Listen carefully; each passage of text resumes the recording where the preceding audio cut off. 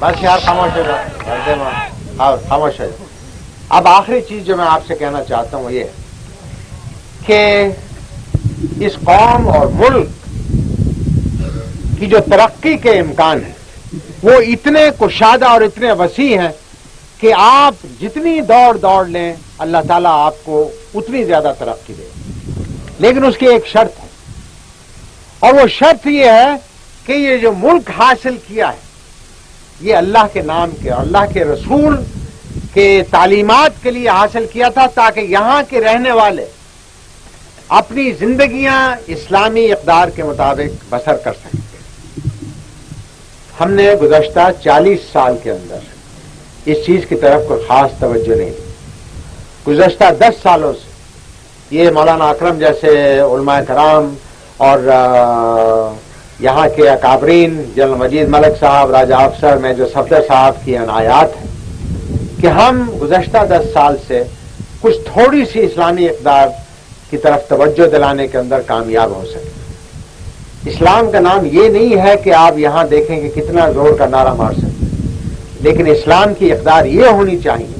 کہ جو اللہ تعالیٰ کو ماننے والا ہے اور جو اللہ تعالیٰ کا نام لینے والا ہے، جو رسول کا شدائی ہے، جس کے دل کے اندر حب رسول ہے، جس وقت وہ نعرہ لگائے تو زمین پھٹ جائے۔ لہذا اس مقام تک پہنچنے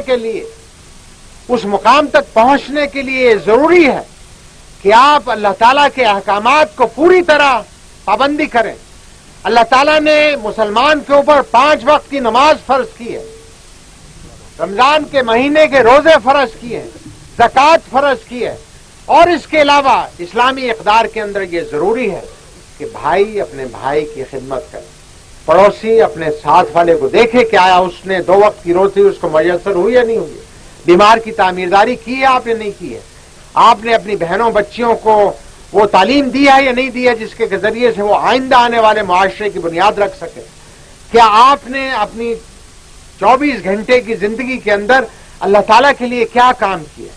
اگر آپ اپنے دل سے یہ پوچھیں گے اور اگر جواب مثبت میں نکلے گا تو آپ مسلمان ہیں، اگر جواب نفی میں ملے گا تو اس میں لازمی بات ہے کہ ہمیں اور اس کے لیے کچھ اقدام کرنے ہوں گے۔ دعا کیجئے کہ اللہ تعالیٰ ہمیں صحیح معنوں میں مسلمان بنانے کی توفیق عطا فرمائے۔ اللہ تعالیٰ ہمیں صحیح معنوں میں ایک منٹ اللہ تعالیٰ ہمیں صحیح معنوں میں رسول مقبول صلی اللہ علیہ وسلم کی سنت پر چلنے کی توفیق عطا فرمائے۔ آج صورتحال یہ ہے، یہاں اس علاقے کے اندر تو امن و امان ہے، اللہ تعالیٰ اس علاقے کو ہمیشہ امن و امان سے نوازے،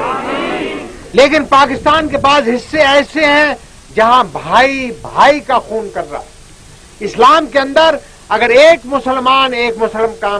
کا ناحق خون بہاتا ہے تو وہ ایسا ہے جیسے پوری قوم کو خون کر دیا۔ آج پاکستان کے اندر بھائی کے خلاف ہمارے بعض خطے ایسے ہیں، بعض ایسے شہر ہیں جہاں پر کہ صورتحال بڑی تشویشناک ہے۔ دعا کیجئے کہ اللہ تعالیٰ وہاں امن و امان قائم کرے، ہمیں اس قابل بنائے کہ ہم صحیح معنوں میں یہاں پاکستانیوں کی، مسلمانوں کی عزت و آبرو اور ان کی املاک کا صحیح طور پر حکومت تحفظ کر سکے، تاکہ ہر شہری ایک آزاد شہری ہونے کے ذریعے سے، ایک آزاد مسلمان ہونے کی حیثیت سے، ایک اچھا پاکستانی ہونے کی حیثیت سے اپنی زندگی گزار سکے۔ یہ زندگی جو ہے یہاں پر ہمیشہ ساری عمر کسی نے نہیں بیٹھ سکتی۔ یہاں سے 10 قدم کے فاصلے پر دیکھیے آپ کو قبرستان نظر آئے گا۔ آپ اور میں روزانہ ایک جنازہ جاتا دیکھتے ہیں۔ ہم نے بھی ایک دن اس مٹی کے نیچے 6 فٹ جانا ہے، اور وہاں پر جا کر پرسش ہوگی کہ بتاؤ میں نے تمہیں زندگی عطا کی تھی، اس زندگی کے اندر تم نے کیا کام کیا ہے؟ کیا آیا اس موقع کے لیے میں اور آپ تیار ہیں؟ اگر تیار ہیں تو پھر ہمیں اپنے آپ کو خوش قسمت سمجھنا چاہیے۔ اگر تیار نہیں ہے کیونکہ موت کا وقت معین نہیں ہے، اگر اللہ تعالیٰ زندگی عطا فرمائے تو اس کا صحیح فائدہ اٹھا کر قوم اور ملک کی خدمت کرنی چاہیے، اسلام کی خدمت کرنی چاہیے، اپنے بچوں کی، اپنے عزیز و اقارب کی خدمت کرنی چاہیے، تاکہ ہم آئندہ کے لیے ایک ایسا معاشرہ چھوڑ کے جائیں جو کہ صحیح معنوں میں اسلامی اقدار پر مبتنی ہو۔ تو میں آپ سے توقع کروں گا کہ چکوال کے لوگ، اس خطے کے لوگ، یہ بڑا مردم خیز خطہ ہے، جیسا کہ مولانا نے آج اپنی تقریر میں بھی فرمایا، اس خطے کے لوگوں نے اس قوم اور ملک کے لیے خون بہایا ہے، اس کی سرحدوں کی حفاظت کے لیے جان کی قربانیاں دی ہیں۔ آج بھی افواج پاکستان کے اندر سب سے بڑا حصہ آپ کے اس خطے کے ساتھ تعلق رکھتا ہے۔ یہ ایک نہ صرف قوم اور ملک کی خدمت ہے بلکہ ایک عبادت ہے۔ مجھے امید ہے کہ آج کے جوان بچے جو ہیں وہ پڑھ لکھ کر تعلیم حاصل کرنے کے بعد افواج پاکستان کے اندر آئیں۔ میں ریکروٹنگ میلہ نہیں چلا رہا ہوں،